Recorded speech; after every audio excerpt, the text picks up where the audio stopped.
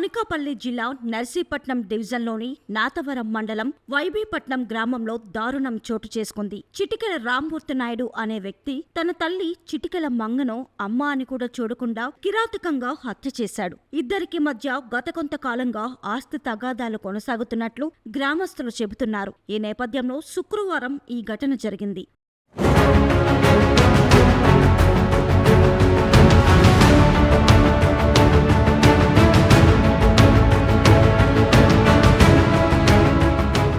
సమాచారం అందుకున్న నర్సీపట్నం డీఎస్పీ శ్రీనివాసరావు సంఘటనా స్థలానికి చేరుకుని పరిశీలించారు. పోలీసులు కేసు నమోదు చేసి హత్యకు గల అసలైన కారణాలపై దర్యాప్తు ప్రారంభించారు. డీఎస్పీ మాట్లాడుతూ ఎంక్వైరీ అనంతరం పూర్తి వివరాలు వెల్లడి చేస్తామని తెలిపారు. ఈ సంఘటనతో వైబీపట్నం గ్రామంలో విషాద ఛాయలు అలముకున్నాయి.